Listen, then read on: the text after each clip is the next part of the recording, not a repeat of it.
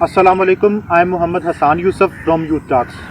And I am Saim Riyaz also from Youth Talk. Recently हमने देखा कि वुमेन रिलेटेड इश्यूज़ में एक रैपिड सर्ज आ रहा है हमारे कंट्री के अंदर। फॉर एग्जांपल इस्लामाबाद में साबिक सफ़ीर की बेटी का सर धड़ से अलग कर दिया गया, और इवन के और बहुत सारे रेप केसेस, और हम सुनते हैं न्यूज़ में कि शोहर ने अपने बीवी का कत्ल कर दिया। लेकिन इन सब इश्यूज़ के ऊपर जो ज़्यादातर ओपिनियन आ रही है वो हमारे फादर्स की जनरेशन की आ रही है, और यूथ के पास ना तो इतना कोई प्लेटफॉर्म है कि वो इन सब चीज़ों को डिस्कस कर सके या सोशल लेवल पर आकर इस बारे में बात कर सके। तो इसी सिलसिले में हमने अपने दोस्तों, यूनिवर्सिटीज़ फ़ेलो और दीगर जो हमारे नौजवान नस्ल है, हमने उनसे बात की और उनसे मशवरा लिए कि हम इन चीज़ों के ऊपर कैसे वर्क कर सकते हैं, इनका क्या सलूशन हो सकता है और इनको हम कैसे टैकल कर सकते हैं, और इन केसेस को मिनिमाइज़ करने के लिए हम कौन से इक़दामात हैं जो हैं जिन पर हमें अमल करना होगा ताकि हम इन केसेस को और ऐसी जो वारदात दिन ब दिन हमारे मुल्क के अंदर बढ़ती जा रही हैं इनको हम कम कर सकें। तो बिल्कुल जो हमारी राय है वो किसी भी रिलीजियस तबके को रिप्रेजेंट नहीं करती और किसी भी एथनिसिटी को रिप्रेजेंट नहीं करती। ये सोलली हमारी राय है और हमारे जैसे यूथ की राय है।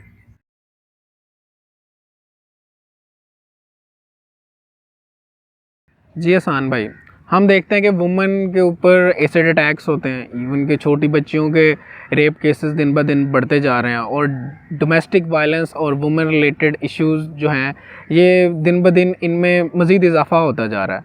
लेकिन एक बात जो नोट करने वाली वो ये है कि इन सब केसेस में जो कल्प्रिट होता है वो मेल साइड ही होती है। इवन के हम ये समझते हैं कि एक जो मेल होता है वो फिज़िकली और मेंटली तौर पर वुमेन से ज़्यादा स्ट्रॉन्ग होता है, लेकिन फिर भी हमने ऐसा क्यों समझना शुरू कर दिया है कि हम जो हैं इमोशनली बहुत ज़्यादा अनस्टेबल हो चुके हैं। साहिब भाई, अगर मैं आपके इस सवाल का जवाब एक बेसिक टर्मिनोलॉजी से दूँ ना तो सबसे बेस्ट आंसर होगा। वो टर्मिनोलॉजी है टॉक्सिक मेल ईगो। हमारी माएँ जब हमारी तरबियत करती है ना तो वो हमें बताती हैं कि अगर आपने किसी को प्रपोज़ कर दिया ना, मेरा बेटा तो चंद है कि उन्हें किसी ने प्रपोज़ कर देता है तो उसको कोई लड़की रिजेक्ट नहीं कर सकती, उसे हर लड़की मिल सकती है। और यही जो एक बिलीफ होता है वो बच्चे के ना दिल में फिट हुआ होता है। वो अगर जब भी बड़ा होता है वो किसी लड़की को प्रपोज़ करता है तो वो ये नहीं समझता कि यार ये लड़की हो सकता है मुझे नापसंद करती हो, और अगर लड़की फ़र्ज़ किया उसको रिजेक्ट कर देती है तो वो कहता है ये तो बेवफा है, अब जो मेरी ना हो सकी अब मैंने उसे उसकी ज़िंदगी बर्बाद कर देनी है और इसे किसी का भी नहीं होने देना। इसकी वजह से हम देखते हैं कि अक्सर औरतों के ऊपर एसिड अटैक्स होते हैं, और अक्सर जो औरतें होती हैं वो फिर इसी वजह से उनका चेहरा ख़राब हो जाता है और वो ज़िंदगी मौत की कश्मकश में होती हैं। तो बेसिकली ये टॉक्सिक मेल ईगो है। हमें ये नहीं सिखाया जाता, हमें ये नहीं पता कि how to take a rejection, यानी अगर आपको किसी लड़की ने रिजेक्ट कर दिया है तो कोई मसला नहीं है, यानी वो दुनिया की आखिरी लड़की नहीं है, और ना ही आप उससे पहले भी जी रहे थे और इसके बाद भी जिएंगे, यानी उसके होने या ना होने से आपकी ज़िंदगी ख़त्म नहीं हो जानी। आपने रेप केसेस की बात कही। Rape is basically show off strength. आप कहेंगे शो ऑफ स्ट्रेंथ कैसे है? हम देखते हैं कि अक्सर जो विक्टिम्स होते हैं वो वुमेन होते हैं और छोटे बच्चे या बच्चियाँ होते हैं। ठीक है, ये इश्यूज़ जो हैं सिर्फ फीमेल रिलेटेड नहीं है। हम अब देख रहे हैं डिफरेंट केसेस रिपोर्ट होते हैं कि जो मेल है वो भी विक्टिम होता है, छोटे छोटे बच्चों के साथ ये काम हो रहा है। अब शो ऑफ स्ट्रेंथ इस लिहाज से है कि अगर कोई मस्कुलर गाय है उसका रेप करने वक्त कोई भी जो कल्प्रिट होगा वो सोचेगा कि मुझे इसकी तरफ से स्ट्रॉन्ग रेजिस्टिव फोर्स आएगी, लेकिन वुमेंस के केसेस में, छोटे बच्चे बच्चियों के केसेस में वो समझता है ये आसान टारगेट है। इसी वजह से जो वुमेन है और छोटे बच्चे बच्चियाँ वो विक्टिम बन जाती हैं। और दूसरी वजह है, जो दूसरी इसकी मेन वजह है वो है दीन से दूरी।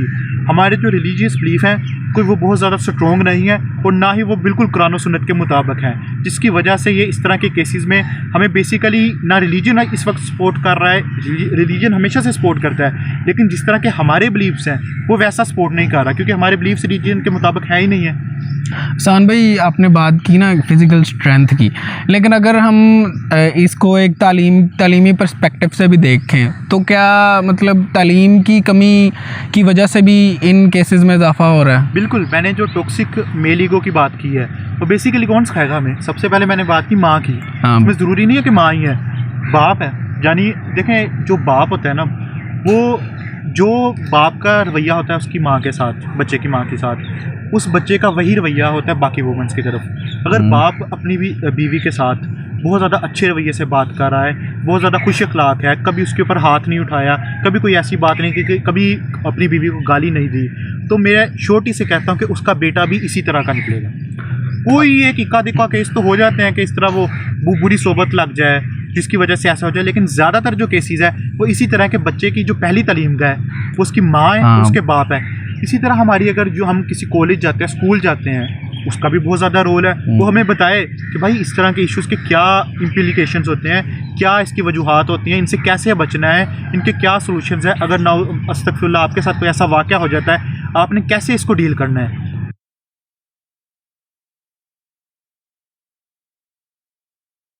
अच्छा, तो हसान भाई, एक और नुक्ता जो मेरे जहन में इस वक्त आया वो ये है कि क्या लिबास का ताल्लुक रेप के साथ हो सकता है? जैसा कि आपको पता है कि हमारे जो दो बड़े तबके हैं, एक लिबरल्स ये कहते हैं कि जी लिबास का कोई ताल्लुक नहीं है रेप के साथ, लेकिन अगर हम रिलीजियस पर्सपेक्टिव से देखें तो हमें ये सुनने को मिलता है कि लिबास और रेप का एक बहुत बड़ा ताल्लुक है। और इससे रिलेटेड आपने रिसेंटली एक एंकर को भी देखा होगा कि वो इंटरव्यू ले रही थी गली में, तो एक बूढ़े आदमी से उसने सवाल किया कि क्या रेप का ताल्लुक है लिबास के साथ? तो आदमी ने जवाब दिया कि जैसे कपड़े आपने पहने हैं तो आपके साथ भी रेप होना चाहिए। मतलब बड़ा एक शिद्दत पसंदाना जवाब दिया उसने। तो क्या आप वाकई ये बात समझते हैं कि लिबास का और रेप का कोई ताल्लुक है, और अगर है तो ऐसा क्यों है? क्यों हम जो हैं इस चीज़ को, क्या इस चीज़ को एक उज़र बनाया जा सकता है? साहिब भाई, पहले हम ना एक बुनियादी असूल के ऊपर बात कर लेते हैं। वो ये कि गलत काम अगर सही नीयत के साथ भी किया जाए ना, तब भी वो गलत काम है। यानी हम समझते हैं कि अगर हम कोई गलत काम कर रहे हैं और उसके लिए हमारी नीयत ठीक है तो भाई बहुत अच्छी बात हम कर रहे हैं, नहीं ये गलत है। इससे माशरे में लाकानूनियत ज़्यादा होगी क्योंकि आपने कानून हाथ में ले लिया है। इसी तरह आप किसी भी जुर्म को, चाहे छोटा हो चाहे बड़ा हो, उसको आप जस्टिफाई नहीं कर सकते। फॉर एग्ज़ाम्पल, आप किसी रोड से जा रहे हैं, रात को चोरी हो जाए तो आप ब्लेम किसको करना चाहिए? ऑब्वियसली चोर ब्लेम होगा। आप ये तो नहीं कहेंगे कि यार ये गलती तुम्हारी है। ठीक है, उसको थोड़ी सी प्रोटेक्शन के लिए अपना देखना चाहिए कि यार रोड ठीक है गलत है, लेकिन बेसिकली तो मलबा गिरना चाहिए, वो चोर के ऊपर गिरना चाहिए। हमारे मामले में ना बहुत ज़्यादा एक कह लो कि एक्सट्रीम रवैये आ रहे हैं। एक जिस तरह आपने लिबरल तबके की बात की, वो कहता है कि नहीं जी आप जो मर्जी पहन के घूमें, इसका कोई ताल्लुक नहीं है। और जो रिलीजियस तबका है, मैं बिल्कुल रिलीजन की बात नहीं कर रहा कि कुरान और सुन्नत इसके बारे में क्या कह रहा है और मुतदल राय क्या है इसके बारे में। मैं ये बात कर रहा हूँ कि जो रिलीजियस तबका है, ठीक है, वो ये बात करता है कि नहीं यार काफ़ी स्ट्रॉन्ग इसका ताल्लुक है। देखिए बात यह है कि ताल्लुक है या नहीं है, ये तो एक अलग बहस है, लेकिन मेरे ख्याल में आपको अपनी प्रोटेक्शन के लिए खुद भी कुछ ना कुछ करना चाहिए। For example, when there are monsters out, तो आपको चाहिए कि आप थोड़ा सा एहतियात में रहें। यानी अगर आपको पता है कि यार इस रास्ते के ऊपर हमेशा चोरियाँ होती हैं, तो आप कोशिश करें कि उस रास्ते को अवॉइड करें। लेकिन इसमें यह भी बात आ जाती है कि 50% से ज़्यादा इस तरह के केसेस, डोमेस्टिक वायलेंस हो, रेप हो, वो फैमिली मेम्बर्स ही करते हैं, क्लोज फ्रेंड्स ही करते हैं। जैसे कि अभी ये नूर मुकद्दम का केस हुआ, तो जो जाहिर जाफ़र था वो कोई ऐसा तो नहीं था, कोई बहुत अजनबी था, वो उसका फैमिली फ्रेंड था और उसके साथ आना जाना था, और उसकी कोई वीडियो भी थी डांस करते की कुछ दिन पहले की। यानी it can be your close family member, you can't imagine it कि वो कौन हो सकता है। ये वुमेन्स को देखना चाहिए कि वो किसके साथ अनकंफर्टेबल फील कर रही है, किसकी जो हरकतें हैं वो थोड़ी सी वियर्ड हरकतें हैं, कौन ऐसा है जो जिसकी तरबियत ऐसी है जो बात करते करते अचानक इतने गुस्से में आ जाता है कि उसका एंगर कंट्रोल उसके पास कोई नहीं है, एंगर मैनेजमेंट नहीं है उसके पास, और वो आपके ऊपर हाथ उठा ले। ये वुमेन ने खुद आइडेंटिफाई करना है। और बेसिकली ये कल्चर की भी बात आ जाती है। फॉर एग्जांपल, अब एक ऐसा कल्चर है, इस तरह पाकिस्तानी कल्चर है, इसमें जो लिबास है वो आपका ठीक होना चाहिए। अब बुर्का करती है वो नहीं करती, वो एक अलग बहस है, लेकिन एटलीस्ट ठीक होना चाहिए। लिबास का कोई ताल्लुक नहीं है रेप के साथ, ये मैं समझता हूँ बिल्कुल। लेकिन ये है कि आपको एटलीस्ट अपनी प्रोटेक्शन के लिए कुछ ना कुछ करना चाहिए। जब दरिंदे बाहर फिर रहे हों तो आपको अपनी प्रोटेक्शन खुद भी करनी पड़ेगी। आप ये नहीं, क्योंकि आप ये रिस्क नहीं ले सकते कि यार अगर ऐसा अल्लाह ना करे किसी के साथ भी हो, क्योंकि आप ये ऐसा कि चीज़ तो है नहीं जिसके लिए आप कोई रिस्क ले लें।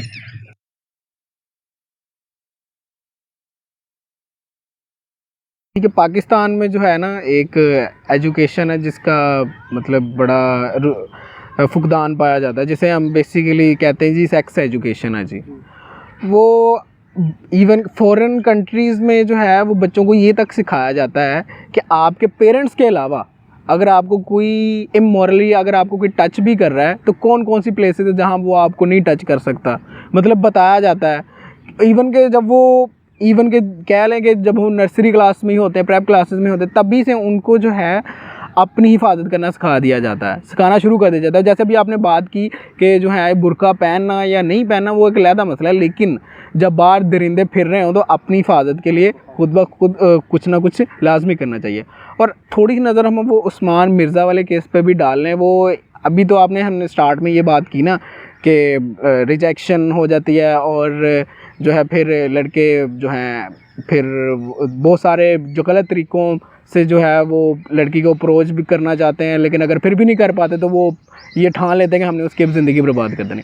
वहाँ जहाँ तक मेरा इल्म है तो उन दोनों लड़के और लड़की की तो इंगेजमेंट भी हुई थी, लेकिन फिर वो इतनी ज़्यादा वायलेंस क्रिएट की गई, उसकी क्या वजह हो सकती है? अच्छा, आपने जो पहले बात की ना सेक्स एजुकेशन की, एक सेक्स एजुकेशन के बारे में ना पाकिस्तानियों को एक बहुत मिसकंसेप्शन है कि इसका कोई अलग सब्जेक्ट होगा, यानी हम कोई अलग सब्जेक्ट पढ़ेंगे उसमें हमें ये सिखाया जाएगा। बेसिकली सेक्स एजुकेशन का ये मतलब नहीं, उसको वैसे एक टर्मिनोलॉजी ये दे दी गई है, ये कोई अलग सब्जेक्ट नहीं। ये बेसिकली आपको स्टूडेंट्स हों, आपके टीचर्स होंगे, आपके पेरेंट्स हैं, वो आपको बताएंगे। ये आपको जिस तरह तरबियत इसकी, इसको सिंपल अगर सेक्स एजुकेशन के बारे में अगर हम पाकिस्तानी माशरे के लिहाज से बात करें तो ये है कि आपको आपके पेरेंट्स, आपके टीचर्स, आपकी यूनिवर्सिटीज़, आपके कॉलेजेस ये बताएंगे कि यार इस तरह के केसेस कैसे होते हैं, क्या वजूहात हैं, कैसे इनको डील किया जाता है। अगर आपके साथ कोई ऐसा वाक़या हो जाता है तो आपके पास क्या क्या प्लेटफॉर्म्स अवेलेबल है। इसको इस तरह के जराइम अक्सर जो होता है ना डोमेस्टिक वायलेंस, इसमें ये ना जो वुमेन्स होती है वो खुद नहीं आइडेंटिफाई कर पा रही होती कि उनको अब्यूज़ किया जा रहा है, क्योंकि वो समझते हैं कि यार उसको जब वो घर में अपनी अगर माँ को बताया ना कि यार उसने मेरे साथ, मेरे शोहर ने मेरे ऊपर हाथ उठाया है, तो उसकी माँ कहती है ये तो तुम्हारी खाला के साथ भी हुआ था, तुम्हारे पापा भी पहले ऐसे थे, तुम्हारे मामू ने भी ऐसे ही किया था। तो वो समझते हैं कि यार दिस इज़ नॉर्मल, ये कोई ऐसी बात नहीं है जो अकेले मेरे साथ हो रही है। तो वो कहती है अगर ये नॉर्मल है तो ओके, मुझे कोई प्रॉब्लम नहीं है। यानी ऐसे भी केसेस होते हैं। अगर आप किसी भी साइकेट्रिस्ट जो किसी इस तरह के जो इश्यूज़ को डील करता है उससे पूछेंगे, वो कहेंगे इस तरह के केसेस ज़्यादा हैं। एंड मौके के आप ऊपर आके वुमेन को पता लगता है कि आप तो ये मेरी जान पीछे पड़ गए, तो आप कोई हल नहीं बचता। अच्छा, हम जो है ना यूजुअली हम देखते हैं कि औरतें इस बारे में ना शर्म भी बहुत ज़्यादा महसूस करती हैं, बात कि वो किसी से बात करें और कि ना करें। पहले तो वो इसी कन्फ्यूजन में रहती है ना कि बात करनी चाहिए या नहीं करनी चाहिए। और बेसिक तालीम की कमी भी है कि अब इवन के गवर्नमेंट ऑफ पाकिस्तान ने एक स्पेशल अदारा बनाया हुआ है जिसमें वो जो है अगर कोई आपको ब्लैकमेल करता है या आपके साथ जो है इमोरली कोई रिलेशन जो है कायम कर रहा है या आपसे किसी भी तरीके से जो है वायलेंस क्रिएट कर रहा है, तो इस चीज़ का बड़ा फुकदान है हमारे यहाँ पे औरतों के अंदर कि उनको पता ही नहीं है कि हमने अपनी इज़्ज़त की हिफाजत कैसे करनी है। और अगर गवर्नमेंट कोई एक्शन ले रही है, और वैसे गवर्नमेंट भी एक्शन तो लिया गवर्नमेंट ने, लेकिन गवर्नमेंट को भी चाहिए कि वो सोशल लेवल के ऊपर और जैसे टीवी में एड्स वगैरह आ रही होती हैं तो इस चीज़ की जो है अवेयरनेस औरतों के दरमियान जो है वो फैलाई जाए। देखिए, अगर आपने गवर्नमेंट की बात की है ना, तो मेरे ख्याल में जो है ना गवर्नमेंट बजाय ये कि विक्टिम को हिफाजत दे, वो आजकल मुजरिम को हिफाजत दे रही है। आपने बात की एक्शन लेने की, चले ये वाक़या आपको उस्मान मिर्ज़ा वाला पता है कितने देर पुराना है? ऑलमोस्ट उसको 3-4 महीने हो गए, सारा मामला सेटल हो गया था। वो जो वीडियोज़ बनाई है ना उस्मान मिर्ज़ा और उसके दोस्तों ने, उसके एक दोस्त ने अपने किसी दोस्त को वीडियो शेयर कर दी और उस दोस्त ने जब वीडियो वायरल की तब गवर्नमेंट को पता लगा। देखिए, असल मसला ये है कि हमारी जो गवर्नमेंट है हमें किसी चीज़ के लिहाज से तहफ़्फ़ुज़ नहीं है।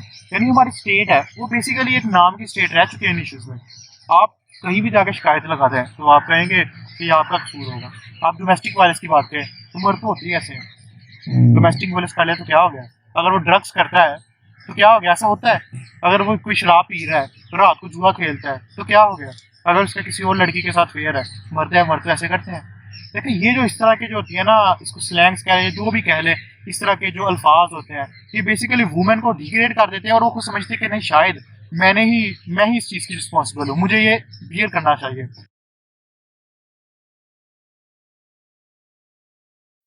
इन दी एंड मैं यही कहना चाहूँगा कि हर इंसान की जो पहली दरसगाह होती है ना वो उसकी माँ होती है। तो आपके दुनिया में कोई भी इंसान आपके साथ उतना ज़्यादा मुखलिस नहीं होता जितने आपके माँ बाप होते हैं। तो अगर आपको हल्का सा भी कभी ज़िंदगी में फ़ील हो कि आपके साथ कुछ बुरा हो रहा है या होने जा रहा है, तो सबसे पहले आप अपने पेरेंट्स को बताएं, उन पर इत्मीनान ज़ाहिर करें। और दूसरी बात ये कि बात जहाँ आ जाती है लिबास की या इस तरह की दूसरी बातों की, जिसकी वजह से हम समझते हैं कि हमारे मुल्क में ये वायलेंस और इस तरह के केसेस वगैरह दिन ब दिन बढ़ रहे हैं, तो देखें हमारे पास हर चीज़ का एक स्टैंडर्ड है। आप अपने आप को उसके साथ कंपेयर कर लें। अगर तो आप स्टैंडर्ड पर पूरा उतर रहे हैं या उसके करीब हैं, तो इसका मतलब है कि आप सही डायरेक्शन में जा रहे हैं। लेकिन अगर आप अपने स्टैंडर्ड से दूर हैं, और बात फिर वही आ जाती है कि गलत चीज़ आज सही नीयत के साथ भी की जाए तो वो हमेशा गलत ही होती है। With these words signing off, अल्लाह हाफ़िज़।